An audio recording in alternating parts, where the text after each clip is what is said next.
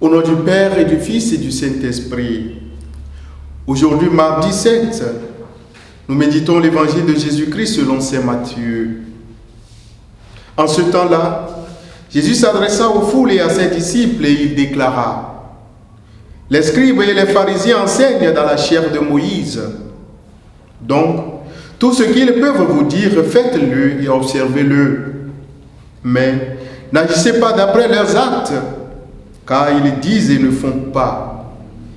Ils attachent de pesants fardeaux difficiles à porter et ils en chargent les épaules des gens, mais eux-mêmes ne veulent pas les remuer du doigt. Toutes leurs actions, ils les font pour être remarqués des gens. Ils élargissent leurs phylactères et rallongent leurs franges. Ils aiment les places d'honneur dans les dîners, les sièges d'honneur dans les synagogues et les salutations sur les places publiques. Ils aiment recevoir des gens le titre de rabbi. Pour vous, ne vous faites pas donner le titre de rabbi, car vous n'avez qu'un seul maître pour vous enseigner et vous êtes tous frères. Ne donnez à personne sur terre le nom de Père, car vous n'avez qu'un seul Père, celui qui est aux cieux. Ne vous faites pas non plus donner le titre de maître, car vous n'avez qu'un seul maître, le Christ. Le plus grand parmi vous sera votre serviteur. Qui s'élèvera sera abaissé, qui s'abaissera sera élevé. Acclamons la parole de Dieu. Louange à toi, Seigneur Jésus. Viens, Seigneur Esprit Saint, accorde-nous la grâce de témoignage, la grâce d'appliquer ce que nous recommandons à nos frères et sœurs. Nous te le demandons, toi qui es Dieu, maintenant pour les siècles des siècles. Amen. Après avoir confondu les pharisiens, les hérodiens et les sadducéens qui étaient venus les uns après les autres pour tenter Jésus-Christ, pour essayer de le surprendre dans ses discours, le Fils de Dieu continue à parler dans le temple au peuple et à ses disciples. Tout ceci se passa le jour qui a précédé à sa passion. Voilà pourquoi il parle avec conviction, avec une liberté et une vigueur qui fait voir que son heure était proche et qu'il n'avait plus rien à ménager avec ses disciples. Il dit donc aux Juifs que les scribes, les pharisiens sont assis sur la chair de Moïse, qu'ils sont en possession d'enseigner les peuples et de leur interpréter les lois de Moïse. En réalité, frères et sœurs, Jésus ne veut point toucher aux droits d'enseignement des scribes et des pharisiens. Il ne les en veut pas, ni leur contester leur profession. Mais il s'attaque à leur mauvaise doctrine et à leur mœurs corrompues qu'ils monnayaient au sein du peuple. Au fait, Jésus ne refuse pas qu'il enseigne à la bonne heure la loi de Moïse, la loi de son Père.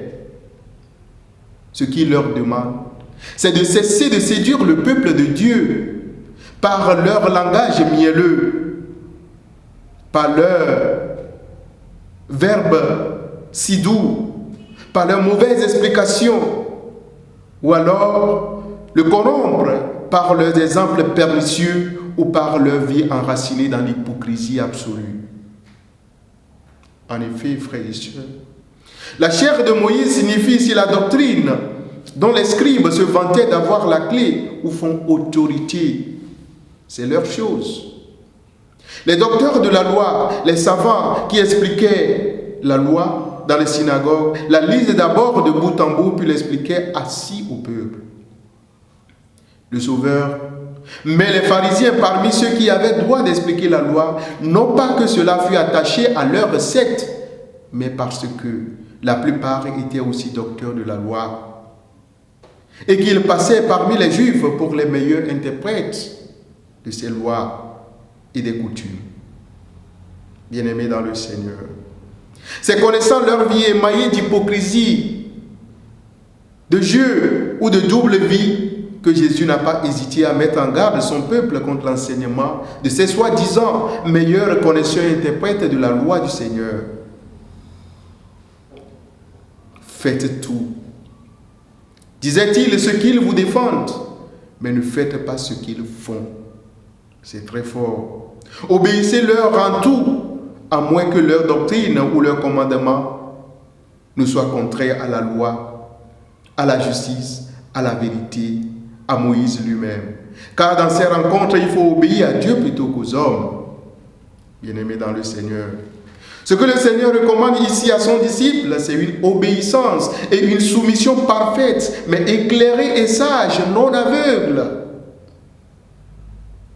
Bien-aimés de Dieu, tenez-vous bien. Ils sont nombreux au milieu de nous, aujourd'hui, ces dirigeants, ces pasteurs, ces moralistes, ces intellectuels hypocrites, rusés et attitrés, qui sont là pour nous ordonner et non pour appliquer par eux-mêmes ce qu'ils conseillent et recommandent à leur sujet. C'est ainsi que l'on voit des gens prêcher la pauvreté aux indigents alors qu'ils vivent eux-mêmes dans l'abondance. C'est ainsi que l'on voit des gens prêcher la charité alors que le pauvre a faim devant ses greniers de blé. C'est ainsi que l'on voit des gens prêcher le pardon alors qu'ils ont dans leur cœur un pays d'hommes qu'ils n'ont pas encore réussi à pardonner. C'est ainsi que l'on voit des gens prêcher la paix alors que leurs maisons sont remplies des armes de guerre. À quand, Seigneur, la fin de ce film? À quand la fin de cette hypocrisie? Demandons au Seigneur la grâce d'accomplir nous-mêmes ce que nous accompagnons, ce que nous enseignons et recommandons aux enfants de Dieu. Et que le Seigneur nous bénisse, le Père, le Fils et le Saint-Esprit. Donne ta vie à Dieu.